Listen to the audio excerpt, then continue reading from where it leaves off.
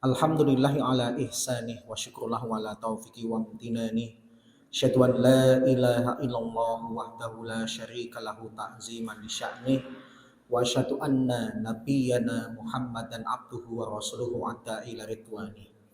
Allahumma shalli wa sallim wa barik alaihi wa ala alihi wa ashabihi wa ikhwanih amma ba'd. Allahumma la ilma lana illa ma 'allamtana innaka antal alimul hakim. Fa'alimna ma yanfa'una wanfa'na bima 'allamtana wasidna ilman walhamdulillahi ala kulli hal. Rabbana ftah bainana wa baina qaumina bil haqqi wa anta khairul fatihin. Alhamdulillah, pada kesempatan pagi hari ini Allah Subhanahu wa taala mempertemukan dan mengumpulkan kita kembali di salah satu tempat yang moga-moga mendatangkan keridhaan dari Allah Subhanahu wa taala, dan moga-moga Allah Subhanahu wa taala menjadikan hari-hari kita di dalam kehidupan ini menjadi hari-hari yang semakin mendekatkan kita kepadanya. Bapak dan Ibu yang semoga dirahmati oleh Allah Subhanahu wa taala, kajian kita pada pagi hari ini temanya fikih. Yang lebih tepatnya kita akan membahas tentang masalah rukhsah. Saya masih ingat saya pernah menerangkan tema ini di masjid ini, tetapi tema yang saya sampaikan saat itu sifatnya hanya pengantar, belum sampai hal-hal yang sifatnya mendalam. Maka pada kesempatan hari ini kita akan mempelajari masalah rukhsah secara mendalam. Tapi yang pertama, di dalam fikih Islam kita sering mendengar atau membaca istilah rukhsah yang seringkali diartikan keringanan, kelonggaran, atau keluasan. Nah, timbul pertanyaan, sebenarnya apa sih itu rukhsah dan apa saja hal-hal yang berkaitan dengan rukhsah? Mari kita bahas. Yang pertama, kalau kita lihat dari segi definisi secara bahasa, rukhsah itu dari kata rohoso. Rohoso itu secara bahasa artinya menurunkan atau mengurangkan. Adapun secara istilah atau terminologi yang dimaksud oleh para ulama dengan rukhsah itu diantaranya saya kutip dalam kitab Al-Mawahib As-Saniyah, bahwasanya di antara para ulama ada yang mendefinisikan rukhsah itu adalah tagayyurul hukmi min su'ubatin ila suhulatin li'udrin ma'aqiyamis sabab al-hukmi al-asli. Perubahan hukum dari hal yang sulit menjadi mudah karena adanya udzur beserta dilandasi sebab hukum asal. Hukum asalnya ada, tapi karena ada kondisi-kondisi tertentu maka pelaksanaannya nanti bisa berubah. Ini yang disebut dengan rukhsah. Adapun udzur yang dimaksud dalam kitab-kitab fikih itu 3. Yang pertama, karena mukallaf mengalami kesulitan untuk melaksanakan sesuai dengan aslinya atau azimahnya. Dan yang kedua, mukallaf ada hajat atau keperluan tertentu yang kalau kemudian kembali kepada azimah atau wujud aslinya, hajatnya tidak bisa terpenuhi. Dan yang ketiga, karena kondisi darurat. Jadi yang disebut dengan udzur itu 1 di antara 3, sulit, perlu, darurat. Kemudian yang selanjutnya, sebab-sebab rukhsah itu apa? Dari berbagai macam sebab rukhsah yang saya kumpulkan dari para ulama, ada setidaknya 7 sebab rukhsah yang disebutkan dalam kitab-kitab fikih. Yang pertama, seseorang itu berhak untuk mendapatkan rukhsah tatkala dia safar. Orang yang sedang dalam bepergian diperbolehkan untuk mengqashar dan menjamak sholatnya. Orang yang dalam perjalanan boleh tidak melepas khuf atau sepatunya. Orang yang sedang dalam perjalanan boleh kemudian tidak puasa Ramadan dengan konsekuensi mengqadha di lain hari. Yang kedua, sebab rukhsah itu apa? Sakit. Orang yang sakit boleh tidak berwudu kemudian diganti dengan tayamum. Orang yang sakit boleh sholat dengan tidak berdiri, dengan cara dia duduk atau berbaring. Kemudian yang ketiga, sebab rukhsah itu apa? Lupa. Orang yang sedang saum Ramadan, kemudian dia makan dan minum, maka tidak dihukumi berdosa. Namun tatkala dia ingat, dilanjutkan untuk berpuasa, bukan dilanjutkan untuk makan dan minumnya. Yang kedua, orang yang lupa bahwasanya dia itu sebenarnya belum sholat, maka juga tidak dihukumi berdosa, namun tatkala dia ingat wajib untuk melaksanakan sholat yang dia tadi terlupa untuk melaksanakannya. Kemudian yang keempat, sebab rukhsah itu adalah al-jahlu, kebodohan. Misalnya ya, ada orang sholat, cuma paham teknis melaksanakan sholat, tapi nggak pernah belajar fikih sholat, diantaranya pembatal sholat.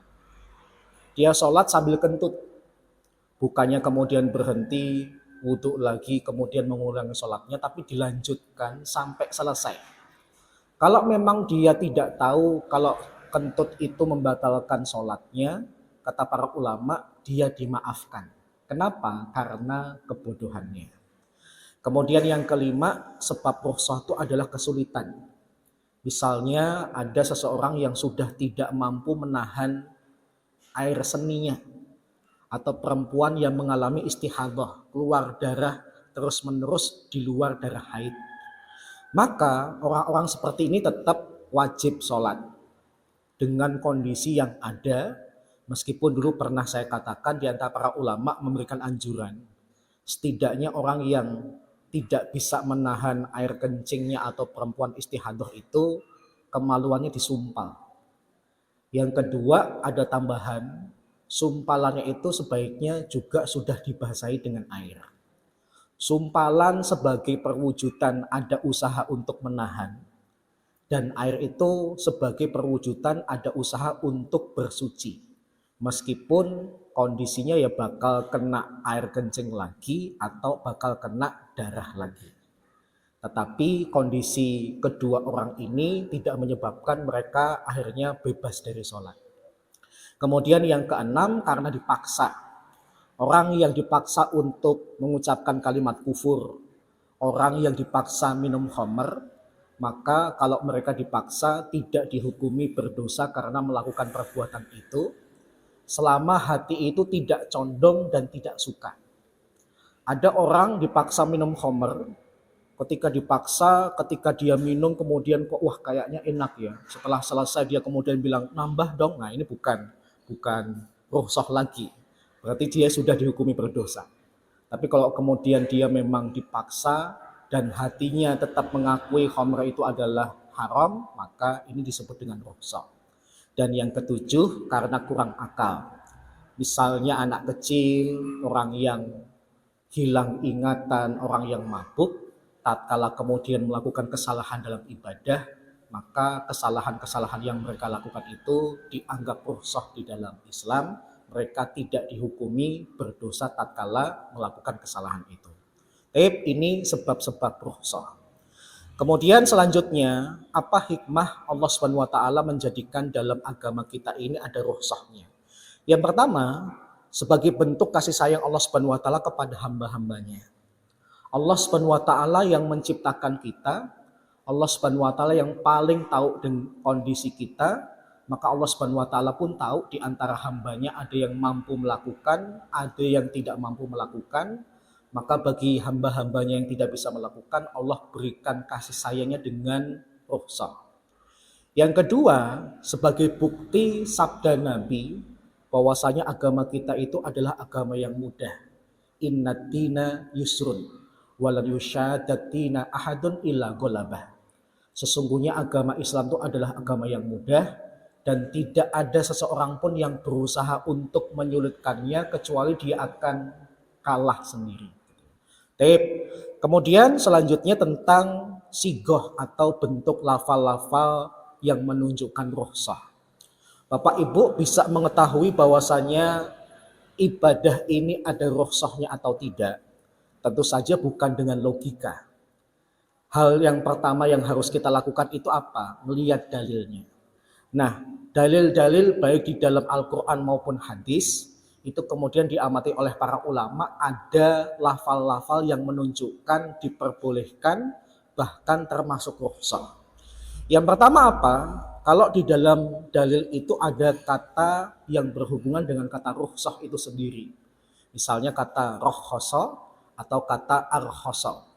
Misalnya tatkala Nabi SAW berbicara tentang masalah larangan beliau dalam jual beli, wa nahan Nabi SAW an bai'is samar bis samar wa rakhasa fil ariyah.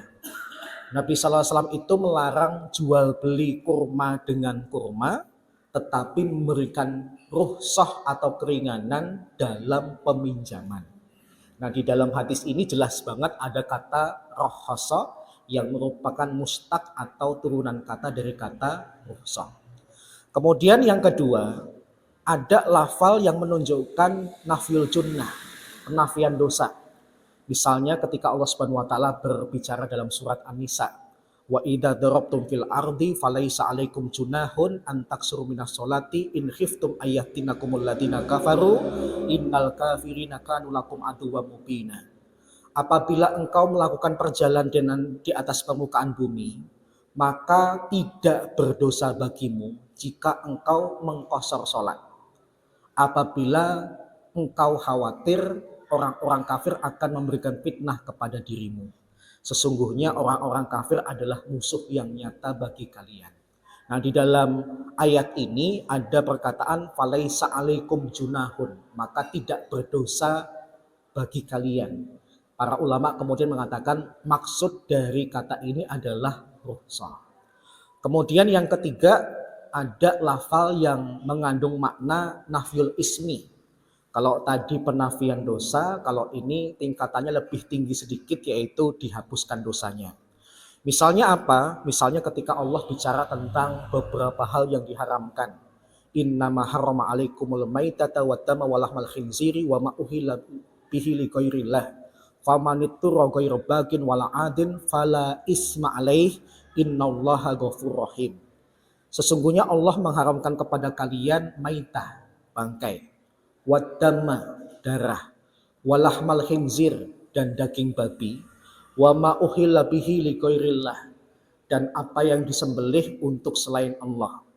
Famanitturra, barang siapa yang dalam keadaan darurat, ghairu bagin, tanpa ada keinginan untuk melakukannya, wala adin, dan juga tidak disengaja, fala isma alaih, maka tidak ada dosa baginya. Maksudnya ketika dalam kondisi-kondisi tertentu kok ada orang Islam terpaksa makan bangkai, terpaksa makan darah, atau bahkan terpaksa makan babi, maka yang hukum aslinya itu dia dapat dosa, tapi kemudian dihapuskan dosanya. Kenapa? Darurat.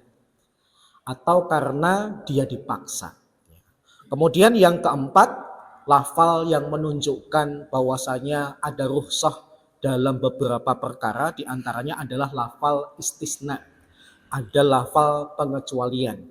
Misalnya ketika Allah Subhanahu wa taala berbicara tentang masalah kekufuran, wa man kafara billahi min ba'di imanihi illa man ukriha qalbuhu mutmainnum bil iman. Dan barang siapa yang kufur kepada Allah setelah keimanannya, kecuali yang dipaksa, sedangkan hatinya itu merasa tenang dengan keimanan. Ini cerita tentang orang-orang yang dipaksa untuk kufur.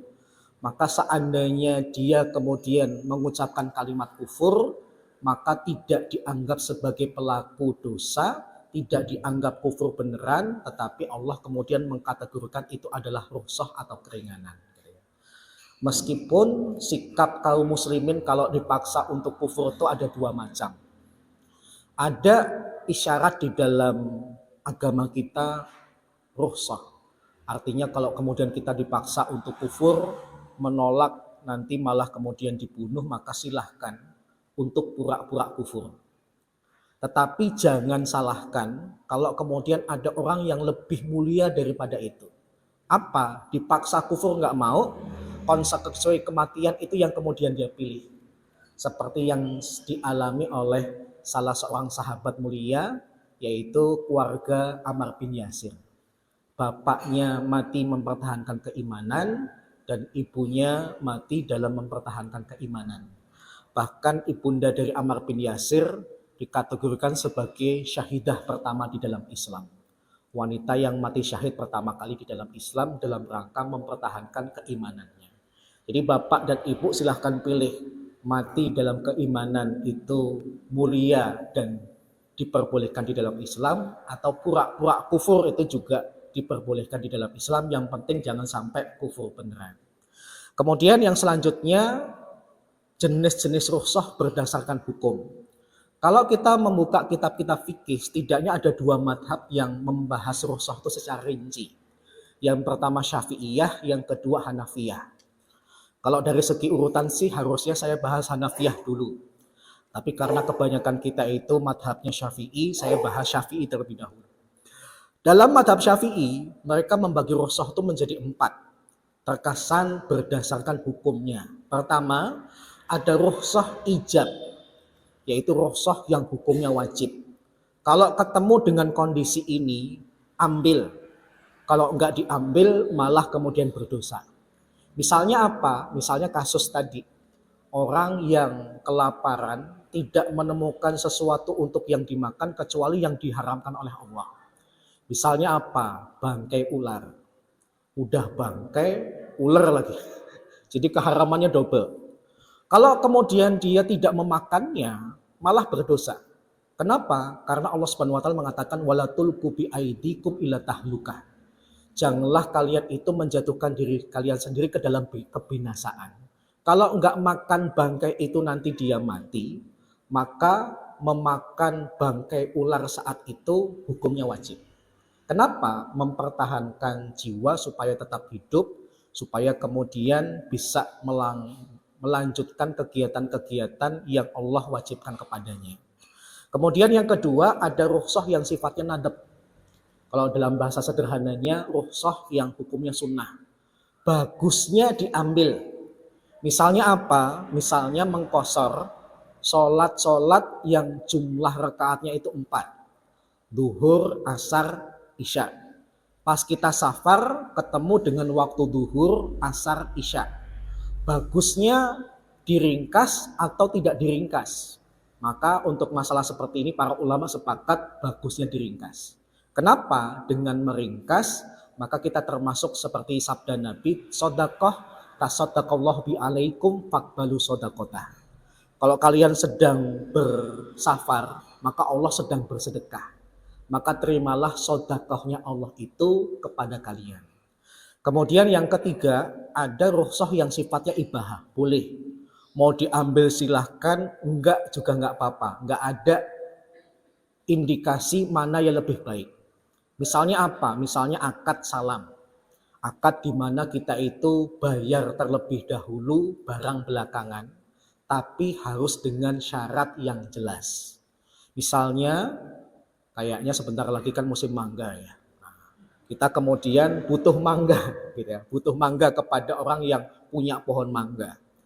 Karena hari ini belum muncul mangganya, tapi kita tahu ini kayaknya mangga punya bapak ini nanti kualitasnya bagus, kita bayar sekarang. Pak, nanti saya beli mangganya kalau sudah matang dengan jumlah misalnya 1 kuintal. Sekilonya harganya berapa? Disebutkan, dikalikan 100, dibayar di depan, deal. Itu namanya akad salam. Jadi bayar dulu di depan, barang belakangan, tetapi syarat-syaratnya harus jelas. Kalau nanti syaratnya tidak jelas, maka itu namanya bukan akad salam dan diharamkan di dalam Islam. Kemudian yang keempat, ada namanya rukhsah khilaf al-ula. Yaitu kalau bisa malah sebaiknya ditinggalkan atau enggak diambil. Misalnya apa? Orang yang safar, tapi safarnya itu tidak mengalami masyaqqah, tidak mengalami kesulitan. Kalau zaman dulu kita mau ke Jakarta itu pakai bis atau pakai kereta. Yang dengan alat transportasi ini kita pasti mengalami kesulitan, kepayahan, dan sebagainya. Tapi kalau di zaman sekarang rumah kita aja mohon maaf depan bandara. Ke bandara tinggal jalan kaki. Ke dalam bandara AC. Tidak terlalu nunggu lama, udah naik ke dalam pesawat juga AC. Sampai di bandara tujuan AC, tempat tujuan di Jakarta tidak terlalu jauh dari bandara, bahkan kita bisa PP, maka eman-eman kalau kemudian kita membatalkan puasa dalam kondisi seperti itu. Kenapa? Nggak berat. Apalagi kalau kemudian pesawatnya pesawat pribadi, kebangetan gitu ya. Kebangetan kalau kemudian setiap kali safar ngambil rukhsah. Maka meskipun diambil nggak berdosa, tapi para ulama mengkategorikan khususnya mazhab Syafi'iyah ini kategorinya kalau bisa sih nggak usah diambil. Kenapa? Masyakohnya kecil atau bahkan tidak ada masyakohnya. Yang kedua yaitu madhab Hanafi. Kalau madhab Hanafi itu membagi rukhsah cuma menjadi dua. Yang pertama rukhsah tarfiyah. Azimah tetap berlaku, hukum asal tetap berlaku. Misalnya apa? Misalnya seseorang ketika dipaksa kufur, maka dia tetap sadar kufur itu hukumnya berdosa. Meskipun dalam pandangan madhab ini ketika dipaksa dia tidak berdosa. Sadar kalau itu perbuatan dosa, karena terpaksa kemudian dilakukan, maka tidak jatuh hukum dosa. Yang kedua, rukhsah iskot. Gugurlah hukum azimah. Misalnya kasus memakan bangkai. Hukum asal memakan bangkai itu apa? Haram. Tapi karena kondisi tertentu, yang kondisinya itu di bawah kekufuran, maka derajatnya disebut dengan iskot. Yaitu cuma menggugurkan hal yang awalnya haram, kemudian menjadi boleh pada saat itu saja. Ini berdasarkan hukumnya. Kemudian yang selanjutnya berdasarkan keringanannya. Para ulama lebih rinci kemudian membagi rukhsah-rukhsah yang ada dan terjadi itu menjadi beberapa kelompok istilah. Yang pertama ada namanya takhfif al-isqat. Sifatnya itu sampai menggugurkan. Contohnya apa? Misalnya laki-laki muslim baligh akil, tapi kemudian dia punya penyakit kronis yang tidak memungkinkan bagi dia untuk berangkat sendiri atau diberangkatkan ikut sholat Jumat. Maka kewajiban untuk melaksanakan sholat Jumat bagi dia gugur total sama sekali dan dia cukup menggantinya dengan sholat duhur. Tapi kalau dia masih bisa untuk ke masjid, ada orang yang bisa mengantarkan dia ke masjid, tidak timbul kemadharatan ketika dia sholat Jumat, maka tidak berlaku kondisi ini. Kemudian yang kedua, gugurlah kewajiban menghadap ke arah kiblat. Kalau seseorang itu dalam kondisi peperangan, sholat khauf, sholat bahkan mungkin sambil berlari, sholat bahkan mungkin sambil bersembunyi. Maka nggak mungkin kita memaksakan diri untuk menghadap ke arah kiblat. Pertama, bisa jadi karena kita tidak tahu. Kondisinya genting, nggak mungkin kita kemudian akhirnya mencari tahu kiblat ke arah mana sih. Atau yang kedua, kalaupun misalnya tahu, juga sangat berbahaya kalau kemudian malah menghadap ke arah kiblat karena bisa jadi musuh berada di arah sana. Maka sholatnya menghadap ke arah manapun yang mampu dia lakukan. Maka gugurlah bagi dia untuk menghadap ke arah kiblat, silahkan dia sholat menghadap ke arah manapun, misalnya. Kemudian yang kedua ada tahfif at-tankis, keringanan yang sifatnya mengurangi. Misalnya tadi, sholat dalam safar yang jumlahnya harusnya 4, kemudian dia ringkas menjadi 2 rakaat saja. Atau sholat yang kemudian disesuaikan dengan kemampuan fisiknya untuk melakukan. Gak bisa dengan berdiri, dengan duduk, gak bisa dengan duduk, maka dengan berbaring. Kemudian yang ketiga ada takhfif yang sifatnya itu al-ibdal, menggantikan. Misalnya orang yang tidak bisa wudhu dengan air, maka penggantinya, ibdalnya adalah dengan tayamum dengan debu. Kemudian yang keempat ada takhfif at-taqdim, melakukan di waktu awal. Misalnya beberapa syarat yang dulu pernah kita sampaikan ketika seseorang itu diperbolehkan untuk melaksanakan jamak takdim. Kemudian kebalikannya ada juga takhfif at-takhir. Dia kemudian dalam kondisi lebih baik, ini sholatnya diakhirkan saja. Selama takdim dan takhirnya di waktu-waktu yang disepakati oleh para ulama. Yaitu duhur dengan asar, maghrib dengan isya. Kemudian yang keenam ada takhfif at-tarkhis. Ini kalau dilihat dari segi istilahnya sebenarnya lucu karena sinonim kemudahan dari kemudahan, meringankan yang sifatnya meringankan. Misalnya apa? Ada orang makan sesuatu tersedak atau bahkan kemudian ganjel di lehernya. Nyari minuman untuk bisa menghilangkan sedaknya itu nggak ada kecuali khamr. Maka para ulama kemudian memperbolehkan kalau tidak dia minum, dia nanti bisa mati atau bahkan kondisinya lebih parah. Kemudian yang ketujuh, ada keringanan yang sifatnya itu at-takhir, hanya sifatnya mengubah. Misalnya apa? Merubah perbuatan sholat menjadi lebih ringan tatkala peperangan. Gak mungkin ketika kita dalam peperangan kok kondisi rukuknya seperti rukuk biasa atau sujudnya seperti sujud biasa. Bahkan kalau nggak salah ya, harusnya dalam dunia militer itu juga diajarkan ya, sholat khauf. Tentara-tentara itu ketika sedang lari, sholatnya gimana, takbirnya gimana, rukuknya gimana, sujudnya gimana, gitu ya. Karena mohon maaf kalau kemudian tidak diajarkan, khawatirnya itu adalah prajurit yang taat, ketika dalam kondisi sedang genting, sedang perang, kok kemudian berdirinya normal, rukuknya normal, sujudnya normal, itu malah jadi sasaran empuk bagi para musuh gitu ya. Maka dalam kondisi ini dia boleh merubah gerakannya, entah mungkin rukuknya dengan anggukan saja, sujudnya dengan gerakan yang lebih rendah daripada anggukan tadi. Yang penting prinsip antara rukuk dan sujud itu apa? Nabi mengatakan jadikanlah sujudmu lebih rendah daripada rukukmu. Tapi ini sifat-sifatnya. Dan yang terakhir pembahasan di antara para ulama. Kalau ada perbuatan yang Allah tetapkan kepada hamba dan sifatnya itu adalah hukum asli, itu dalam istilah fikih namanya azimah. Kalau nanti ada kondisi tertentu kemudian berubah, itu namanya rukhsah. Nah kalau dibandingkan azimah sama rukhsah itu lebih utama mana sih? Pembahasan yang panjang. Ada para ulama yang mengatakan lebih utama azimah dong, hukum asal daripada hukum kemudian. Tapi ada juga yang mengatakan enggak, hukum kemudian itu lebih utama dibandingkan hukum asal. Kenapa? Karena tidaklah Allah memunculkan hukum yang baru, kecuali yang baru ini pasti lebih utama daripada yang awal. Terjadi pembahasan yang panjang. Intinya kalau ada para ulama yang mengatakan azimah itu lebih kuat, karena azimah itu sifatnya tetap. Misalnya apa? Hukum puasa Ramadan wajib. Untuk apa sih kemudian Allah mewajibkan saum Ramadan? Agar hamba itu kemudian kuat melaksanakan perintah Allah. Dan memang Allah tuh ketika membebankan syariat, itu adalah beban yang harus dipikul oleh setiap hamba. Itu sifat azimah. Berarti azimah lebih kuat menurut sebagian ulama daripada rukhsah. Tapi ada juga sebagian ulama yang berpendapat kebalikan. Oh enggak, rukhsah itu malah lebih utama daripada azimah.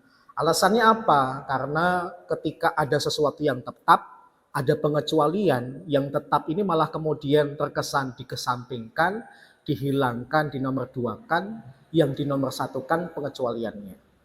Dan yang kedua, tergantung udurnya. Karena masing-masing orang itu terkadang udurnya beda-beda, tetapi intinya ada udurnya, maka udur ini kemudian bisa mengesampingkan atau bahkan menghilangkan hukum asli. Berarti rukhsah itu lebih utama dibandingkan azimah atau hukum asli. Baik, demikian beberapa hal tentang masalah rukhsah atau keringanan di dalam Islam. Moga-moga bermanfaat. Sisa waktu kalau ada pertanyaan saya persilahkan.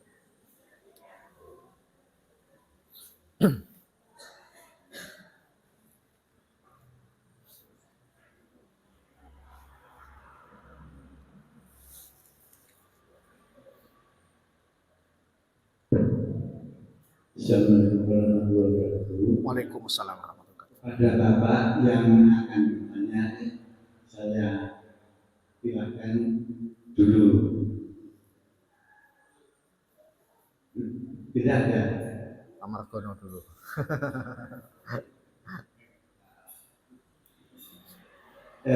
Saya mau, assalamualaikum Pak. Saya mau bertanya di luar makalah ini Pak. Kemarin itu ada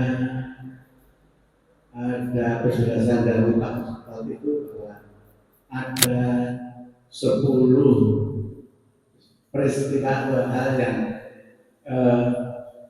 tidak bisa jamaah merasakan baunya wangi surga. Salah satunya kalau tidak salah sekali pendapat atau penelitian saya itu istri yang disebutkan namanya itu bukan karena nama istrinya, misalnya istri saya itu namanya Sri Sukani, itu di situ disebutkan Bu Margono. Nah itu termasuk dosa atau tidak bisa merasakan bau wanginya surga, atau juga orang yang menamakan bahwa namanya misalnya Sri Sunarni Margono, bukan Sri Sunarni saja, atau mungkin Bujarot atau apa, pokoknya bukan nama aslinya. Mohon penjelasan. Terima kasih. Tip. Yang pertama, memang salah satu hal yang dikategorikan tidak akan mencium bau surga itu adalah tatkala ada seseorang namanya bukan dengan nama aslinya tapi dinisbahkan kepada yang lain. Hanya saja itu perlu dirinci, Pak. Kenapa ada sebuah kaidah namanya al-adah muhakkamah? Tradisi itu bisa menjadi sebuah hukum. Tatkala seorang perempuan menjadi istri seorang laki-laki, kebiasaan di Indonesia itu adalah dia dipanggil dengan nama suaminya. Misalnya istri saya itu kan namanya Winda, sekarang dipanggil dengan nama Bu Hanan. Apakah itu kemudian berdosa dan termasuk di dalam yang diancam tidak bisa mencium bau surga? Bukan. Kenapa? Karena panggilan untuk menghormati suaminya, bukan untuk merubah nasabnya. Istri saya tetap sadar dia anak dari seorang laki-laki yang bernama Pak Kateno. Dan pemanggilan masyarakat kepada dia dengan panggilan Bu Hanan itu adalah tradisi, bukan untuk menghilangkan nasab. Yang diancam dalam yang disebutkan oleh Pak Margono tadi adalah orang yang tidak mau mengakui orang tuanya. Sehingga dia lebih bangga dengan yang sekarang. Misalnya ada anak yang dipungut, diasuh oleh orang, kemudian dia lebih bangga dengan orang tua asuhnya sekarang, orang tua angkatnya sekarang, nggak mau mengakui orang tua kandungnya. Kemudian dia minta nama orang tua asuh, orang tua angkatnya dimasukkan dalam namanya. Nah itu yang dosa. Dia tidak bangga dengan status keluarganya, dia lebih bangga dengan status suaminya. Kalau memang niatnya adalah niat seperti itu yang termasuk dalam diancaman tadi. Tapi kalau memang kebiasaan, karena mungkin tidak tahu nama dirinya, taunya nama suaminya. Misalnya saya tidak tahu nama istri Pak Margono siapa. Yang saya tahu beliau ini istrinya Pak Margono, maka saya kemudian panggil Bu Margono, saya tidak berdosa.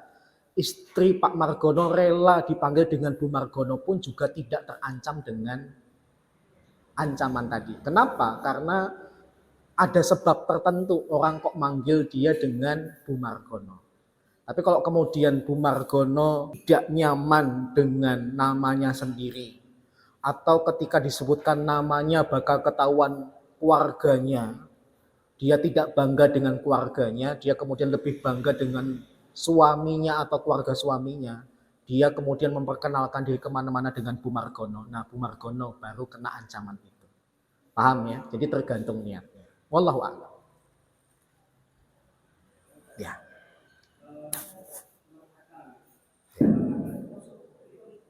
Ya, yang pertama yang dimaksud dengan kurang akal itu siapa? Pertama anak kecil. Karena memang pengetahuannya belum sempurna. Yang kedua siapa? Orang yang mudah lupa ingatan. Pikun. Baik sifatnya parsial atau permanen. Pokoknya pikun itu dapat rukhsah. Jadi kayak kasus misalnya simbah-simbah ya, sholat duhur baru 3 rakaat, ditegur, "Mbah, ini kan baru 3." "Oh enggak bisa, udah 4. Yang sholat tuh aku, yang paling tahu aku." Ya sudah. Ngajak debat orang pikun tuh ngabisin umur. Dia sudah mau sholat tuh udah alhamdulillah. Nah, untungnya dia itu pikunnya dalam pelaksanaan tatkala mengerjakan, bukan dari segi lupa sama sekali. Yang paling parah tuh kan kalau kemudian pikunnya itu total, harusnya sholat dia kemudian nggak sholat dan sebagainya. Atau bahkan apa? Kalau total ya sudah, iya, ya di antara sabda Nabi ya, rufi al qalam an salasin. Pena itu diangkat dari 3 orang. Salah satunya anil jahil hatta ya'lam, dari orang yang tidak tahu sampai tahu. Yang termasuk di antara tidak tahu itu siapa? Yaitu orang pikun. Sampai dia sembuh. Kalau nggak sembuh-sembuh ya sudah. Apapun yang dia lakukan, nggak ada konsekuensi dosa, nggak ada konsekuensi pahala. Karena pena Allah diangkat. Allah nggak mau nulis terhadap orang-orang yang kasusnya seperti ini. Wallahu a'lam. Ada lagi? Nggak ada. Alhamdulillah. Oh ya.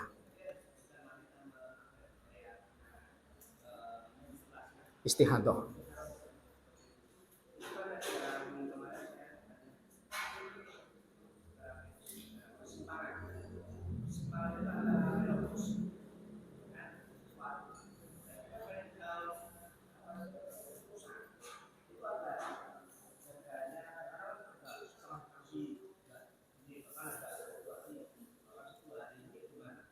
Ya, yang pertama tadi, karena istihadah itu bukan haid, maka orang yang mengalami istihadah tetap berkewajiban untuk sholat. Paham ya? Kalau haid itu bukan rukhsah. Haid itu adalah manik penghalang. Karena dia tidak suci, maka dia tidak boleh sholat. Tapi kalau istihadah, hukum aslinya dia suci. Cuma ada kendala atau kerusakan dalam tubuhnya, efeknya dia ngeluarin darah. Dan dokter yang paling tahu bisa membedakan antara istihadah dengan haid. Kalau memang dokter sudah mengatakan ini istihadah, ini bukan darah haid, maka si wanita tetap berkewajiban sholat. Nah, kita benturkan dengan kasus sebagai seorang muslimah kan dia harus sholat, bahkan sehari 5 kali. Kalau kemudian dia mau sholat ternyata keluar darahnya gimana? Nah, para ulama membahas. Tetap meskipun mengeluarkan darah selama itu bukan darah haid, dia tetap sholat. Tapi setidaknya tunjukkan usaha, pertama usaha untuk mengganjal, nyumpel, entah dengan kapas atau dengan kain. Yang kedua, tunjukkan usaha untuk membersihkannya. Jadi kapas atau kainnya itu dibasahi dengan air. Tetap sholat meskipun nanti pas sholat tetap keluar darahnya. Karena nggak mungkin dia bisa tahu kapan waktunya saya nanti keluar darah atau tidak. Tapi kalau dia bisa tahu kapan dia keluar darahnya, maka sebaiknya dia sholat pas itu. Misalnya kalau dia pas jam 12 itu darah lagi kenceng-kencengnya keluar. Biasanya itu nggak keluar kalau kemudian selang 2 jam. Berarti sholat duhurnya jam 2 saja. Gitu. Kalau bisa diamati celahnya ambil.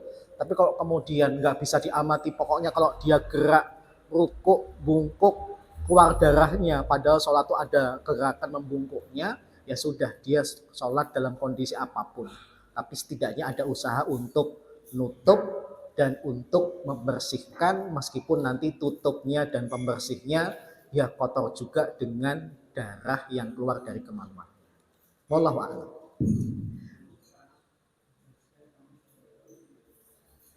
Keramas.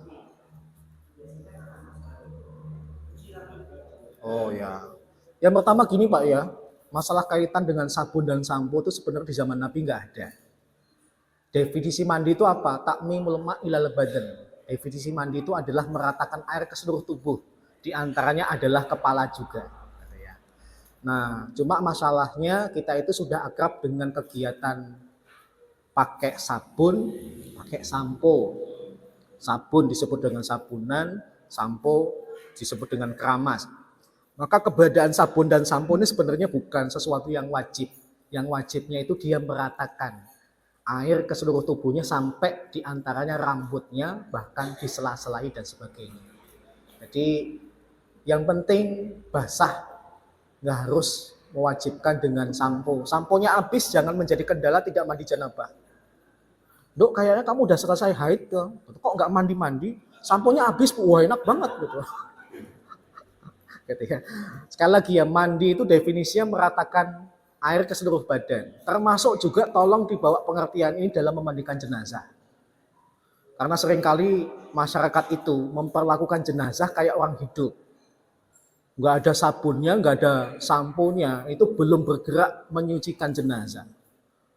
Karena pengertian mandi mereka itu harus dengan sabun dan sampo. Padahal mandi dalam fikih itu yang penting airnya rata ke seluruh tubuh, membersihkan kotoran cukup. Keberadaan sabun atau sampo ketika ngurus jenazah itu diperlukan kalau memang ada kotoran dengan air biasa nggak hilang-hilang. Nah itu baru, gitu ya. Tapi kalau kemudian dengan air biasa saja hilang, sebenarnya sabun dan sampo nggak dibutuhkan.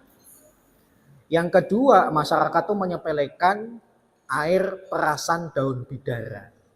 Yang bikin nanti tubuh jenazah itu lebih bagus kondisinya, itu adalah air plus perasan daun bidara, air plus kapur barus. Ya. Disabunin, dikeramasin, tapi nggak dituangin dengan benar air plus perasan daun bidara, air plus kapur barus, malah sebenarnya tidak sesuai dengan sunnah. Sunnahnya itu malah sebenarnya itu. Wallahu a'lam. Sampun ya? Ada lagi, Pak Margono? Tanya lagi. Kalau masalah ada kesempatan satu lagi. Mengenai perhiasan untuk muslimah itu yang namanya perhiasan sebutan aurat, bukan emas, berlian, gelang, kalung dan sebagainya. Mohon penjelasan. Ya, yang pertama ya karena memang penggunaan dalam bahasa Arabnya itu kemudian ketika diterjemahkan dalam bahasa Indonesia tidak punya kosakata untuk membedakannya. Misalnya kata zain itu sebenarnya maknanya perhiasan. Nah, perhiasan di sini tolong dirinci. Perhiasan yang sifatnya benda atau bagian tubuh wanita itu sendiri yang kalau dilihat indah. Karena dilihat indah itu identik dengan perhiasan. Maka kemudian sebagian orang mengistilahkan aurat itu juga sama dengan perhiasan.